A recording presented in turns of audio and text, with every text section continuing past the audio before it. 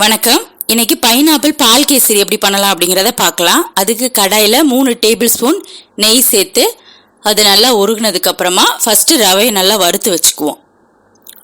So ரவையை வறுத்து பண்ணால் ரொம்ப டேஸ்ட்டாக இருக்கும். ஸோ நான் இன்னைக்கு 1 கப் ரவா எடுத்திருக்கேன். ஸோ ரவையோட சைஸ் கொஞ்சம் பெருசாகிற வரைக்கும் நல்லா வறுத்துக்கோங்க. ஸோ இப்போ பார்த்தீங்கன்னா அந்த கடாயில் ஒட்டாமல் நல்லா வரும். ஸோ இந்த ஸ்டேஜில் எடுத்து தனியாக வச்சுப்போங்க. அடுத்து கடாயில் 2 டேபிள் ஸ்பூன் நெய் சேர்த்து அது உருகுனது உடனே ஸோ முதல்ல முந்திரி போட்டு வறுத்துக்கலாம்.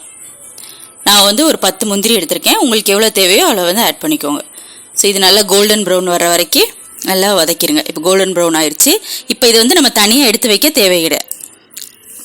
இந்த நெய்யிலே பாலை ஆட் பண்ணிக்குவோம். ஏன்னா நம்ம தண்ணியோ பாலோ ஆட் பண்ணுறப்போ எப்படி ஒரு ஸ்பூன் ஆயில் கீ ஆட் பண்ண தான் போகிறோம். ஸோ அதனால் டைரெக்டாக அந்த முந்திரி வதக்குனதோட நம்ம பால் ஆட் பண்ணிடலாம். ஸோ நான் 1 கப் ரவாக்கு 2 கப் பால் ஆட் பண்ணுறேன்.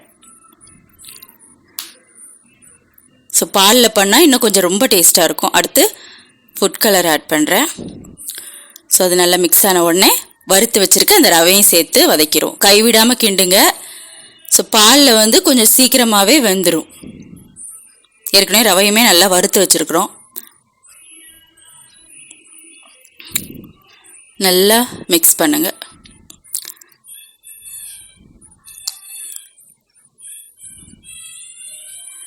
ஸோ விடாமல் மிக்ஸ் பண்ணிகிட்டே இருங்க. அடுத்து ஒரு 5 மினிட்ஸ்க்கு அப்புறம் எப்படி இருக்குன்னு பாருங்கள். இப்போ ஒரு 2 நிமிஷம் மூடி போட்டு வேக வைக்கலாம். ஸோ 2 நிமிஷம் ஆயிடுச்சு. இப்போ பார்த்தீங்கன்னா தெரியும் நல்லா ரவை வெந்துருச்சு. ஸோ இனிமேல் நம்ம சுகர் சேர்க்க ஆரம்பிச்சிடலாம். சுகர் பார்த்தீங்கன்னா 1 கப் ரவைக்கு 1 கப் சுகர் நான் எடுத்திருக்கேன். உங்களுக்கு ஸ்வீட்டு ஜாஸ்தியாக வேணும்னு நினச்சிங்க அப்படின்னா கூட கொஞ்சம் சேர்த்துக்கோங்க. நான் கொஞ்சம் கொஞ்சமாக தான் இன்றைக்கி சுகர் ஆட் பண்ண போகிறேன். ஏன்னா மொத்தமாக நீங்கள் சேர்த்துட்டீங்க அப்படின்னா பெரிய பெரிய கட்டியாக விழுந்துடும். ஸோ அதனால் கொஞ்சமாக சுகர் ஆட் பண்ணிவிட்டு அது நல்லா மிக்ஸ் ஆகிற வரைக்கும் வெயிட் பண்ணிவிட்டு அடுத்து கொஞ்சம் சேருங்க. ஸோ இதே மாதிரி நல்லா கிண்டிகிட்டே இருந்தீங்கன்னா நல்லா மிக்ஸ் ஆயிரும். இப்போ பார்த்தீங்கன்னா ஒரு 5 மினிட்ஸ்க்கு அப்புறம் ஸோ இந்த மாதிரி வந்துருச்சு. இப்போவுமே ஒரு 2 மினிட்ஸ் மூடி போட்டு வேக வைங்க. ஸோ இப்போ சுகர் ரவை நல்லா சேர்ந்து வெந்துருச்சு.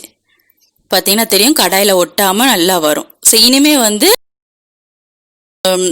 கீ சேர்க்கலாம். ஸோ கொஞ்சம் கொஞ்சமாக சேர்த்து கிண்டுவோம்.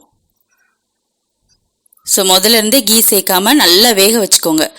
ரவையை ஒரு வாட்டி வேக வைங்க. அடுத்து சுகர் போட்டதுக்கப்புறம் ஒரு தடவை மூடி வேக வச்சிங்கன்னா ரொம்ப நல்லாயிருக்கும். இப்போ ஒரு 2 டேபிள் ஸ்பூன் கீ ஆட் பண்ணி அது எல்லா இடத்துலையும் படுற மாதிரி நல்லா மிக்ஸ் பண்ணிக்குவோம்.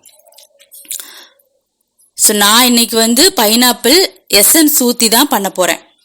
ஸோ உங்களுக்கு பைனாப்பிள் டைரெக்டாக ஆட் பண்ண போகிறீங்க அப்படின்னா பால் காய்ச்சுறீங்க பார்த்தீங்களா ஃபஸ்ட்டு. ஸோ பால் ஊற்றி வேக வைக்கிறோம்ல அந்த டைமில் பைனாப்பிளை லைட்டாக அரைச்சி அதில் சேர்த்துக்கோங்க. இப்போ ஒரு 3 டேபிள் ஸ்பூன் கீ. ஸோ அதோட போதும். நம்ம 2 வாட்டி நெய் சேர்த்துட்டோம்.